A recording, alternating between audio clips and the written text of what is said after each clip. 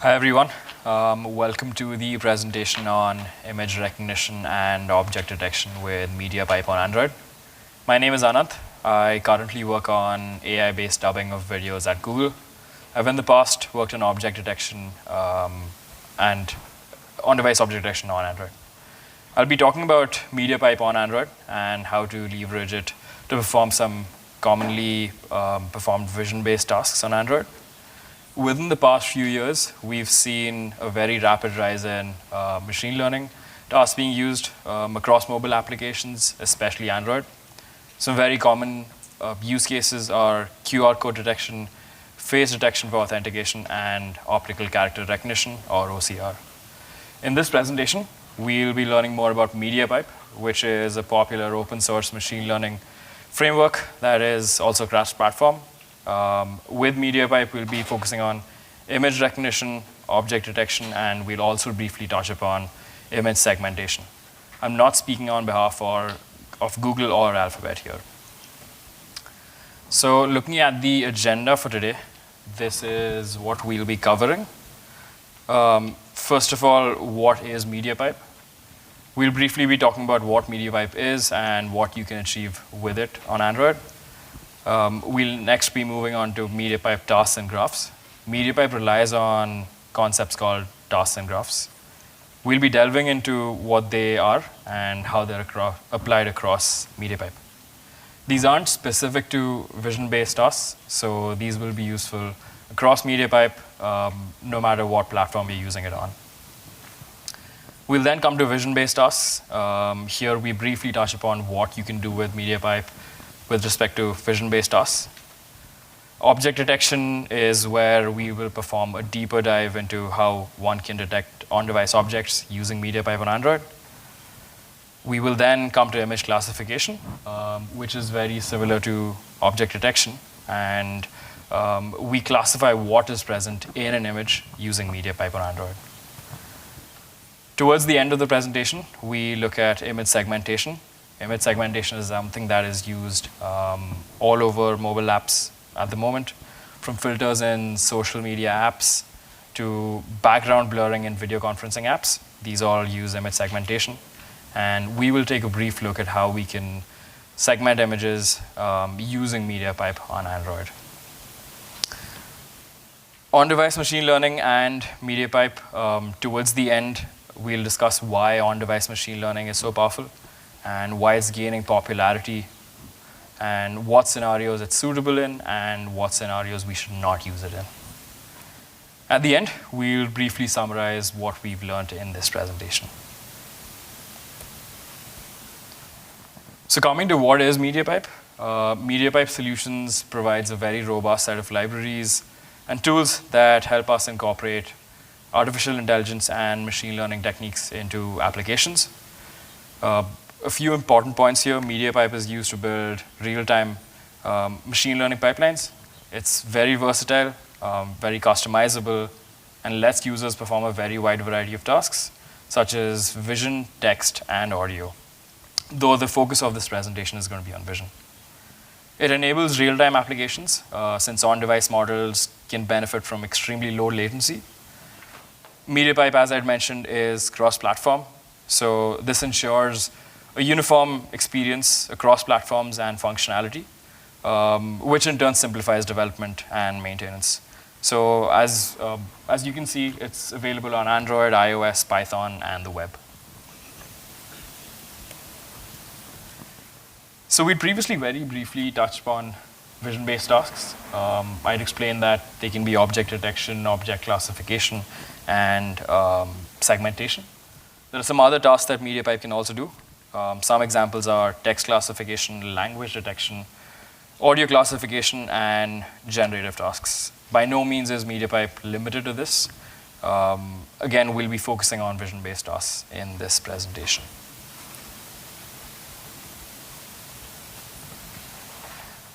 The natural question is, why use MediaPipe?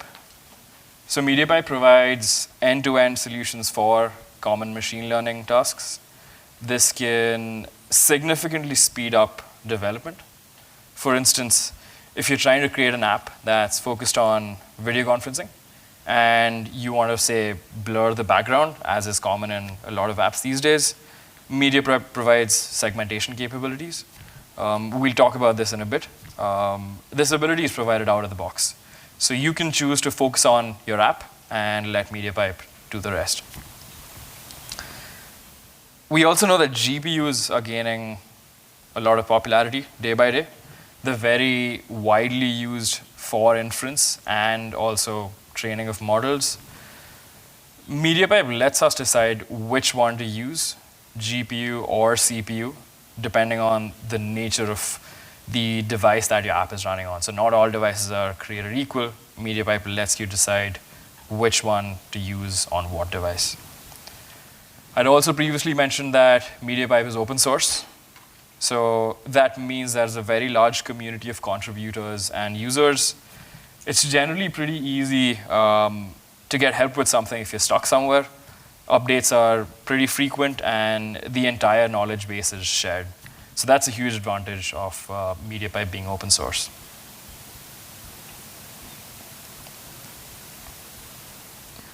We'll now come to something that's very basic and at the core of MediaPipe, MediaPipe tasks and graphs.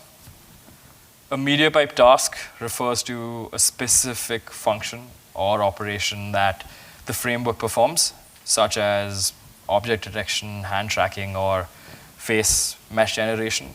Again, we won't be able to go into all of these during this presentation, but we'll learn more about object detection, classification, and segmentation. Each task uses a predefined model and a set of components to process and analyze data, providing outputs that can be integrated into various applications. In summary, a MediaPipe graph is a visual representation of data processing pipeline within the framework. It defines the flow of data through various components. These components are sometimes called nodes or calculators, as we'd see. And within a graph, we define how these components interact with each other and how the data flows from one component to the other. MediaPipe graphs are really the backbone of MediaPipe's modular framework.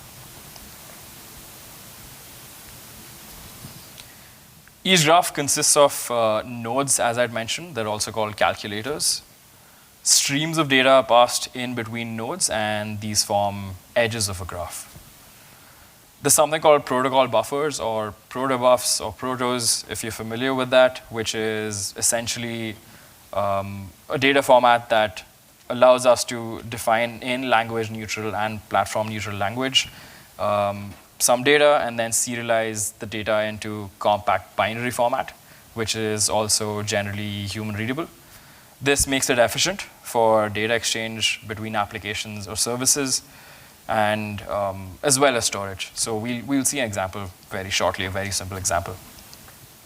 Also note that since I said that MediaPipe graphs need nodes and data flows from one node to the other, graphs need to be acyclic. Otherwise, we don't know which operation is going to be performed in which order. So here's a very small example where we have just two nodes. The input is a video. The first node is called grayscale calculator, and the second one is called pass-through calculator. In this very simple graph, we convert the input into grayscale. The first node here itself converts the input into grayscale, and the second node is just illustrative. It doesn't really do anything other than letting the data pass through, which is why it's called pass-through calculator, and it doesn't really change anything. So again, this is a very, very simple example. In real life, obviously, MediaPipe graphs will be more complicated than this.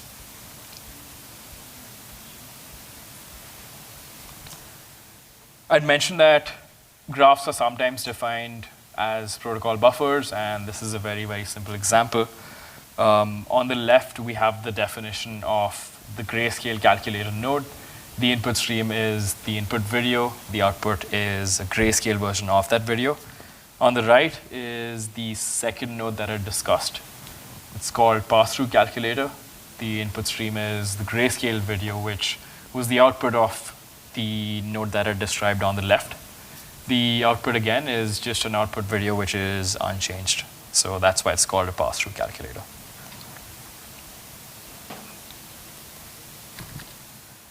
Now, when I started off the presentation, I had mentioned that MediaPipe is pretty versatile and can be used for a variety of tasks. In this presentation, we'll be focusing on 3 major tasks, which are all vision-based tasks.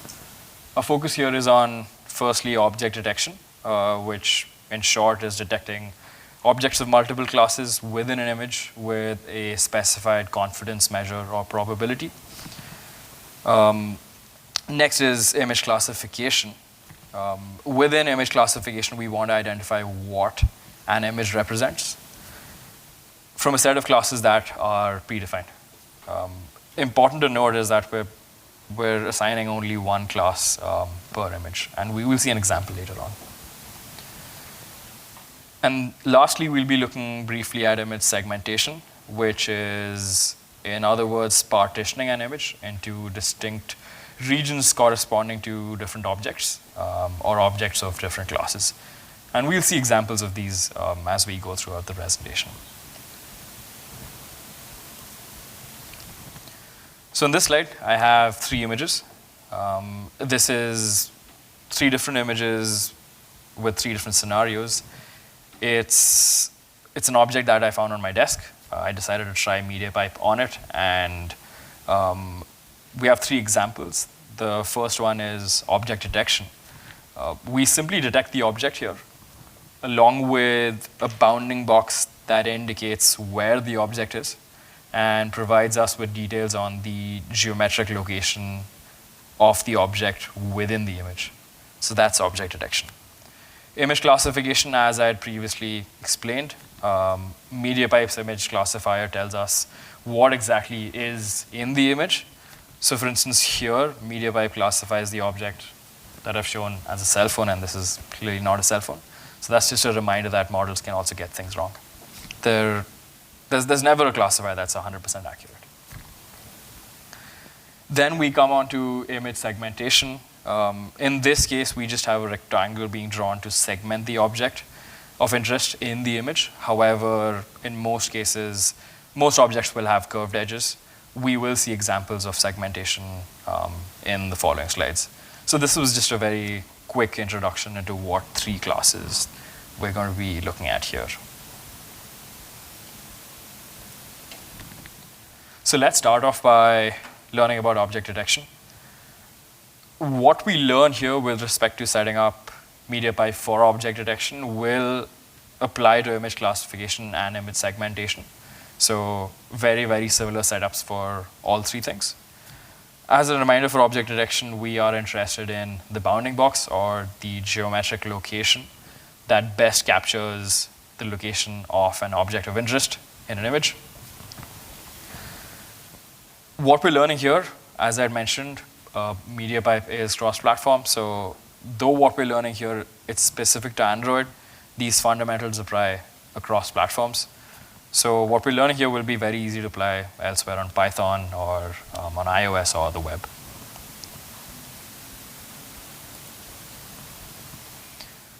Now we look at models used for object detection.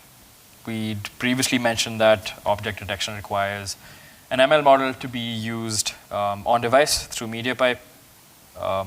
With respect to Android, this must be stored within the Android project's directory. This is generally in the assets directory of the project.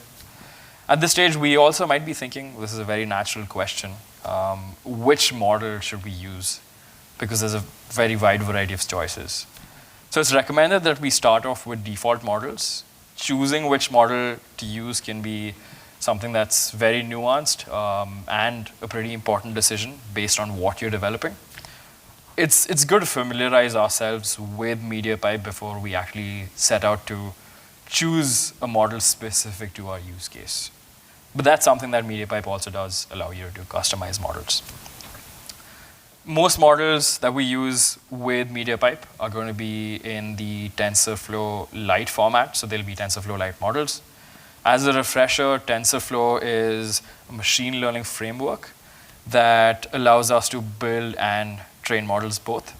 TensorFlow Lite is specifically for smart models, and these seem to fit the use case of on-device machine learning pretty well, which is why MediaPipe being on-device, for the most part, we use TF Lite models, which is short for TensorFlow Lite. The great thing about MediaPipe, though, is that it comes with multiple default models. So one can also use customized models to suit their use case, but if you don't have that, you can just start off with something off the shelf. Customization of models is possible, as I said, and customized models must include specific metadata describing the operating parameters of the custom model. However, customization of models is beyond the scope of this presentation. MediaPipe on Android generally has some commonly used default models, as I mentioned. Some of them are, or at least the three most popular ones that we use are Efficient Det Lite 0, Efficient Det Lite 2, and SSD Mobile Net V2. Each of these models have their own strengths and weaknesses, which we can look at next, and that's important in deciding what you're going to be choosing for your particular application. So as mentioned previously, choosing a model can be very nuanced. This depends highly on what kind of application you're trying to develop. And as with everything in software, there are naturally trade-offs to make. You may, for instance, choose to trade off latency for higher accuracy in situations where accuracy is very important, such as face detection for authentication. There may be other situations where latency is not that important, or latency is more important, in fact, such as detecting the color of a traffic light. We're not trying to be exact with the bounding boxes of the object in consideration when you're, for example, trying to detect what color a traffic light is, but we are trying to detect what color it is, so that's a trade-off we got to make there. We mentioned three commonly used object detection models with MediaPipe in the previous slide. We have a small set of comparisons here, as we can see.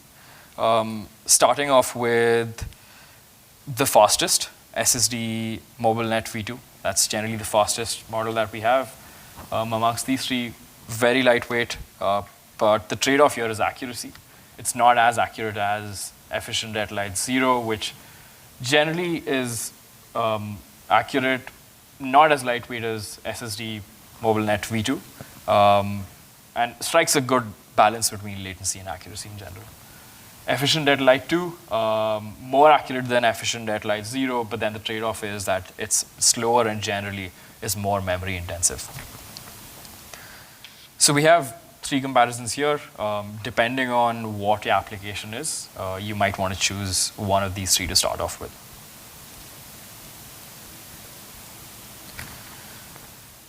Now we've had a look at some commonly used models. What are some other things that we might want to keep in mind?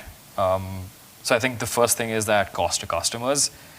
Even though these models are on device, in most cases, these models will be downloaded over the internet. So you generally want to keep your model small. Now, of course, that depends on what kind of application you're trying to build. But let's say you've bundled version 0 of the model that you're using with your app, and that needs to be upgraded after a certain period of time.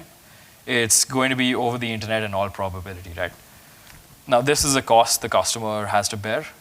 Data might be expensive in a lot of places, or network might be spotty, or folks may not have access to Wi-Fi, so that's something to consider. Different models also may consume different amounts of power and may affect battery life of a mobile device differently. One may want to choose a model carefully in scenarios like this. Newer phones generally will be more powerful. They will have specialized chips for AI. So these things are something to consider. The other thing also is that it may be a good idea to evaluate the model you're using specifically on your own data sets. There are, of course, evaluations and metrics available for the three models that are described, but these evaluations and these metrics can change depending on what particular bias your data has and what your application needs. So data sets can be tailored to specific needs and can give us an idea into how each model performs on specific data.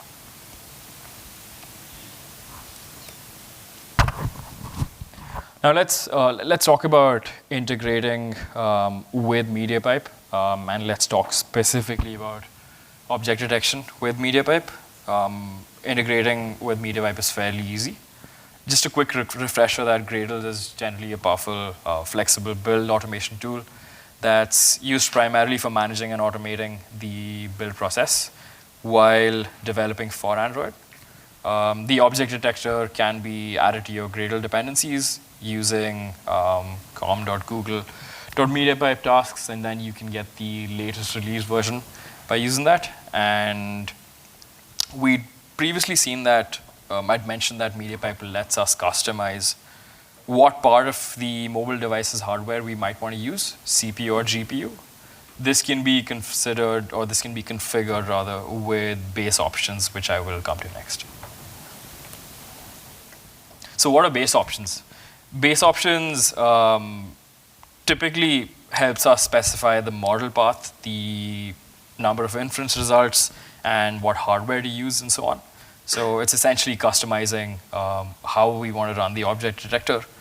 It helps us configure the overall behavior of the model, such as specifying whether to use a pre-trained model or adjust performance settings. And as I mentioned previously, MediaPipe is cross-platform, which means that though we're looking at base model specific to Java and Kotlin here, this will apply to other platforms like iOS and web and so on, and Python. So now we come to object detection, which is something MediaPipe enables using generally very little boilerplate code, either with pre-trained models, as I said, or custom models. Using MediaPipe's object detector, we typically set up the pipeline, configure the model, and process frames or images. This isn't only for images. This also works on video frames. So there are multiple types of object detection you can do. We saw base options in the last slide, which is going to be a part of the larger umbrella of object detector options. We'll see this in a graphical format, which will make things clearer soon. The object detector options in MediaPipe allows you to customize the behavior of the object detection model. Within object detector options, we generally set properties such as base options, which we just discussed, the running mode, which can be image, video, or live stream. So MediaPipe will behave slightly differently based on whichever mode you're using. The maximum number of results. So we often want a small subset of the results because in most cases, we do not want to compute all results since that's computationally expensive. And post-processing these results also can be an added cost on the device itself. So in most scenarios, we will want the top few results, and based on that, you can decide how you want to process them. The last point that I have here is the score threshold. Towards the beginning of the presentation, I'd mentioned that MediaPipe, the object detector detects objects with probabilities of confidence. So for most use cases, you'd want to tune the detector to a specific threshold probability that suits your use case. You could, of course, set the probability to something super low and get all the detected results. But again, that's probably not useful for a lot of applications because there'll be a lot of noise there. So there's some tuning to be done here.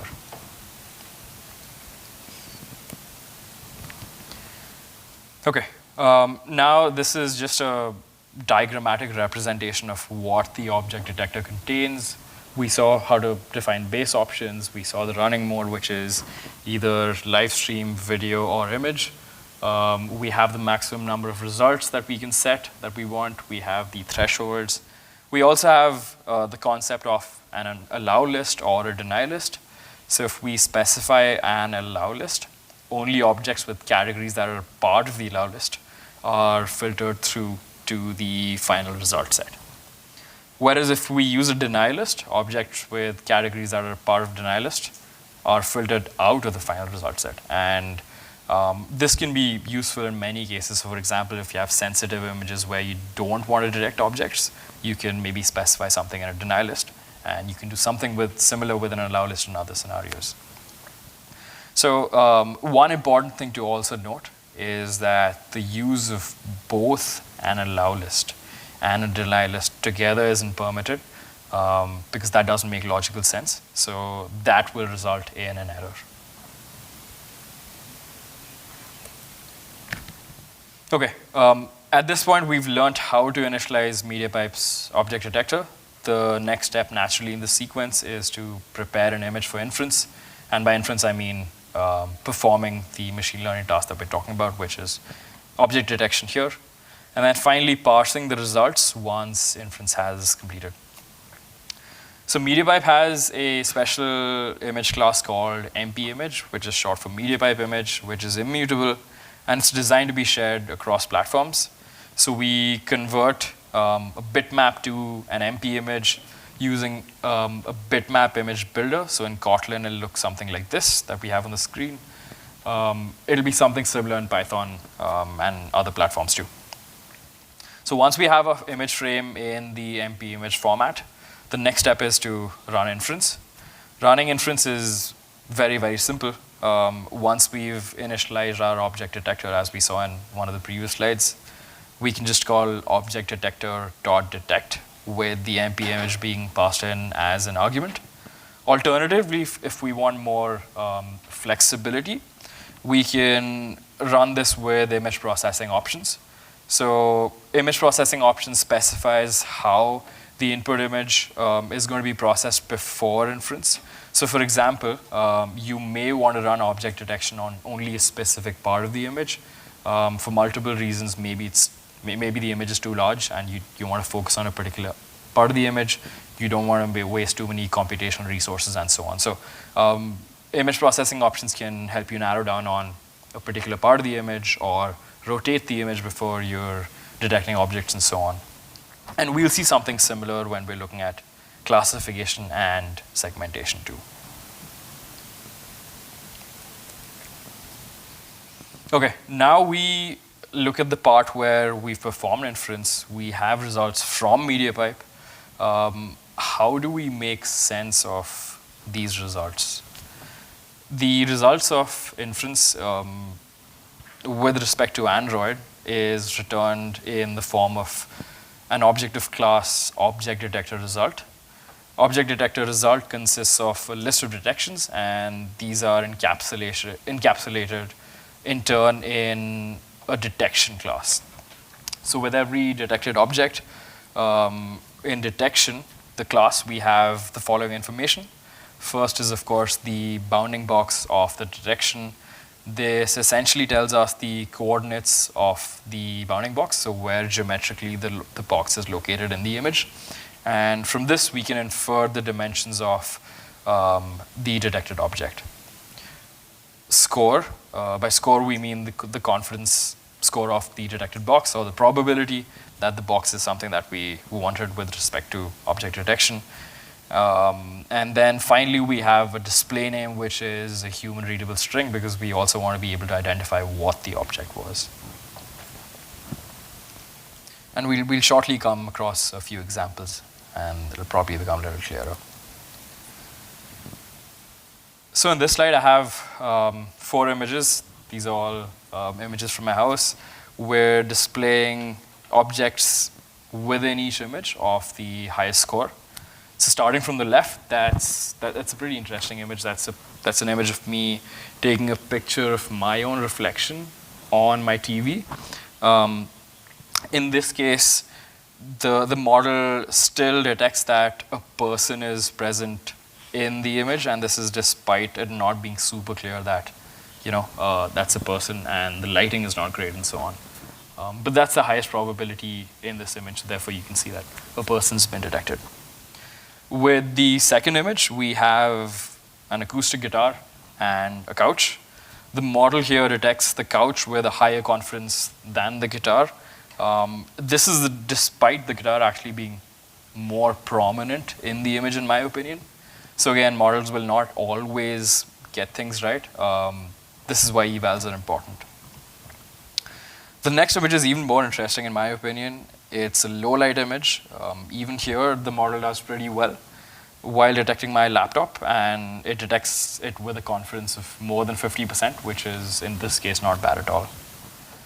The last image has 2 books on my coffee table. For folks who play guitar here, that's a fantastic book to learn the fretboard pretty fast.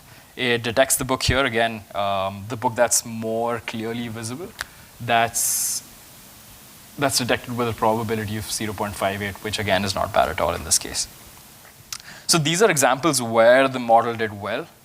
There are plenty of other places where this may not be the case, and the model may not do well. I'd like to reiterate that you should be evaluating any model on your own particular data set so that you know how well it performs specifically to your use case before choosing which model to use.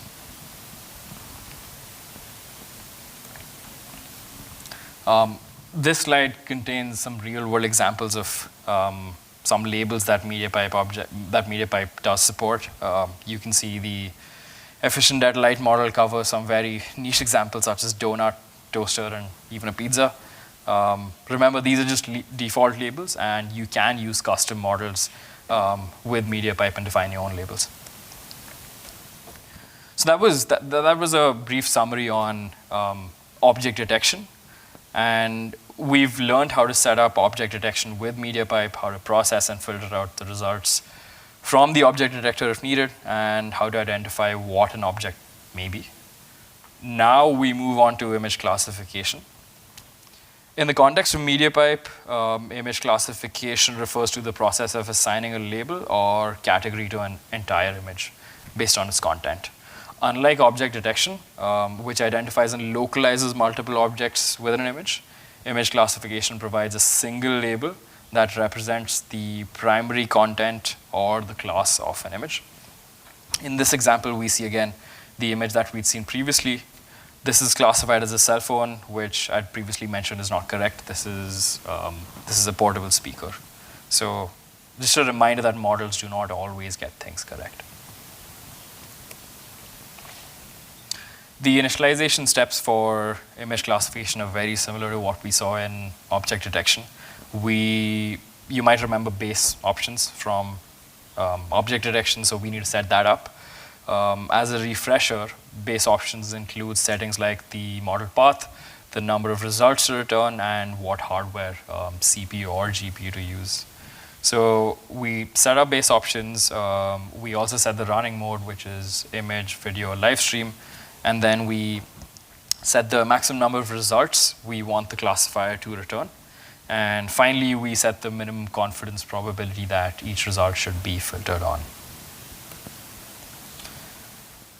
Now that we've set up base options, similar to object detection, we need to set up an image classifier instance. We do this using image classifier options, which is similar to what we did with object detection. So once we've created an image classifier instance, we also need to prepare an image for inference. And remember, we had to convert an image to a MediaPipe format, which is a MediaPipe image or an MP image. We'll be doing that here too. And once we've created an MP image, we can use image classifier.classify, which is again very similar to what we did with object detection, to classify the image with image processing options. Now, as a reminder, image processing options specifies how the image should be processed before we actually perform inference.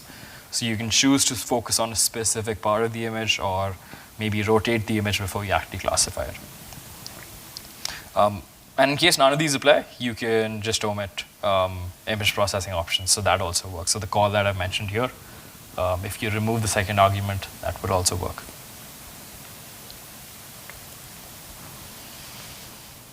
Performing inferences is, again, super easy, just like object detection.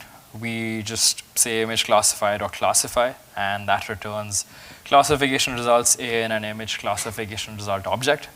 Image classification result contains, in turn, an array of classifications. This array is sorted by descending probabilities for each category in the array that contains a label. So some typical use cases for image classification results from MediaPipe could be things like content analysis, scene moderation, which is maybe detection of sensitive content, medical imaging, and in general, recognizing what is there on the image. So we have a very small graph here representing how classification is returned by the classifier. This is just an example of how the result is returned. So in this case, we have a bird that's being classified. So we have a specific bird classifier that MediaPipe has. It focuses only on figuring out what class of bird is present, if it's present in an image. So this image is, of course, cherry-picked, and this is a good use case for this classifier. We can also use multi-headed models here, meaning you can have multiple classifiers within one model itself. In this example, we have a single-headed model, and we can see that there are two categories that are predicted. The first one's an American crow. The second one's a fish crow. The category American crow is with a probability of around 0.71, which is much, much higher than the second predicted category, which is fish crow, which has a probability score of 0.0049, which kind of confidently tells us that this is an American crow. Again, this is a cherry-picked image, which is why the probability is very high. So that was a very brief introduction to how to perform image classification with MediaPipe. Now we come to image segmentation. I'd mentioned previously that image segmentation has a lot of use cases, such as maybe blurring the background when you're creating a video conferencing app, or there are other use cases too. And we'd seen this image previously. We'd seen that image segmentation involves dividing an image into distinct regions or segments to identify and separate objects of interest. In this example, the region is rectangular, but in reality, more often than not, it's going to be curved.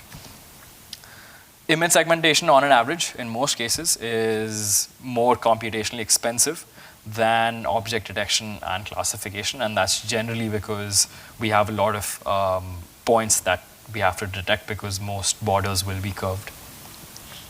And we'll see some examples further of how MediaPipe can do image segmentation, some real-world examples. Again, this is very, very similar to what we did with object detection and classification. We go through some similar steps. Base options are used to set the model path and the running mode, which is going to be image, video, or live stream. We then move on to image segmenter options, which is specific to segmentation, and there's a slight difference here compared to object detection and image classification. So even with image segmentation, we can have specific models that focus on segmenting specific parts of an image. For instance, there can be maybe a segmenter that focuses on segmenting humans from an image. There could be another that segments only furniture out of the image. Yet another one could be something that segments, for example, something like human eyes from an image. And you might have seen this in social media apps where you put glasses on onto an image. So all of these have various applications. Image segmenter options, as we discussed in the last slide, is specific to segmentation. We have generally two things that are important here. The output category mask, when set, outputs a binary segmentation mask where each pixel wins, if you can call it, if it's a part of the chosen category. The chosen category here refers to the category that the segmentation model is focused on. The other option that is important is setting the output confidence value, the output confidence mask, which is a Boolean. So when set, it outputs a mask per category as a float value of the image, where the value represents the confidence score map of the category. So in summary, segmentation models can also be multi-headed, so it's not necessary that you'll be segmenting, say, only the eyes out of an image or only furniture in an image out of one model. These can be multi-headed. So once we've created an image segmenter options object, we can go ahead and initialize the segmenter, and this is in preparation for running inference. So running inference is as simple as calling image segmenter dot segment. This is again very similar to what we had with object detection. Image processing options, just to recap, lets you change the image before processing it, so you can focus on a particular region or you can rotate the image itself. Results are returned in an objective class image segmenter result. The image segmenter result contains an optional MediaPipe image with a category mask where each pixel, as I'd explained, belongs to the class where the pixel in the original image was predicted to belong to. It also contains quality scores, which are quality scores for a mask per category. So now that we've learned a bit about image segmentation, we can talk about what factors can also go into model selection for segmentation, because as I'd mentioned, segmentation can be pretty computationally expensive. Hence, choosing a model specific to your task is pretty important. If you're choosing a model that's as generalized as possible, know that latency and memory requirements will likely be a trade-off that you need to make, because the model is trying to segment a lot of things. In some cases, pre-processing on images can be done. For instance, let's say you're working on a use case where images are stored for some time. It's possible to segment them in batches, and that may be faster than individually segmenting each image. Next, we'll see a couple of examples. So in this slide, I have a synthetic image of a person, and we're using two different segmenters on the same image. The hair segmenter model segments out the person's hair. So on the left, you can see that the red portion of the image is what the segmenter actually segmented out. The second model is on the right, which is the DeepLab V3 model. This is a more generalized model and segments out the entire person's face here. So the background is segmented, and this is something maybe similar to what you could see in video conferencing apps. There are lots of open source segmentation models available now, and you should try them out through MediaPipe. Even if you don't have access to an Android device for development, these models should be accessible through MediaPipe on Python, and you can use them through Google Colab, which is generally pretty accessible. So we've learned a fair bit now about object detection, image classification, and segmentation. We've also learned that choosing a model can be very nuanced, but very important. Now the question arises, where do we really find models from? Because training a model from scratch always may not be possible. There are alternatives. There are multiple alternatives. The MediaPipe GitHub repository has a host of models, face detection, pose tracking, iris tracking, and so on, even selfie detection. It's always a great idea to evaluate again, as I said previously, these models on your particular data sets, because things might change with your particular use case. Kaggle is also a very popular platform for data science competitions and data sets and collaborative projects. So it might have a host of TensorFlow-like models that might be useful for your use case. Bird classification, food classification, celery detection for some reason is also there on Kaggle. So that's something that's useful. So while we've been discussing MediaPipe, it's primarily focused on on-device object detection and classification and segmentation. There's nothing really stopping it from being used server-side too. But why is on-device machine learning so powerful, and why is it gaining popularity? Let's go through that pretty quickly. So first, it's performant. On-device models provide immediate processing, feedback, without generally a lot of latency, so you don't need to send something to the server, you don't need to wait for a response. Reduced dependency on network connections, so on-device models do not need an internet connection, so even in areas without an internet connection, they can be used pretty well.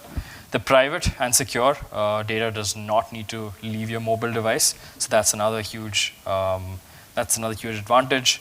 Scalability, so deploying models on device can be very scalable for applications with a lot of users. There's no centralized server that's needed, so the cost kind of goes to the consumer in some way. Accessibility is an important point. As I said, you can serve your models with devices that do not have internet access, and that can be very useful in very remote areas, and particularly help remote areas which don't really have a network connection. We, in some cases, do not want to use on-device machine learning. Memory and device constraints can be example. Devices such as smartphones are generally constrained, which can limit complexity of models that can be run.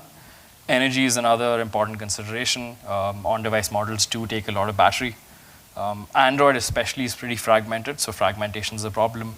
A model may behave a certain way with respect to energy and other constraints on a particular device. On another device, it may behave completely differently. And in case of a faulty model, one cannot really rely on mitigating issues with a server-side switch. You really need to update your models by pushing out an update, and there's no guarantee that the customer will update their model. Now we're reaching the end of the presentation. Just to recap, there are some things that in general should be kept in mind. Model selection, which model fits our use case? Do we want a pre-trained model, or do we want to customize it further? How will the results of a model be evaluated? That's very important. Detecting regressions from models can be particularly hard, so that's something great to think about. Serving models, once a model is on a user's device, there's no guarantee that it'll be updated. So there can be, for example, server-based safeguards. We must also think about how to push out model changes to devices across device tiers and not break the user experience. So in summary, we've learned that MediaPipe is a very versatile, multi-purpose, cross-platform framework. It's open source. MediaPipe comes with pre-trained models and lots of code that can help you get started. And by virtue of being open source, there's a large variety of models that are compatible with MediaPipe. This makes it extremely potent with the ever-changing world of machine learning and artificial intelligence. And this brings us to the end of the presentation. Thank you so much for being here. I've had a chance to learn a little more about the power of on-device machine learning and MediaPipe. I can't wait to see what all of us build with the power of on-device ML for the greater good of humanity in general. Thanks again, and have a wonderful rest of your day.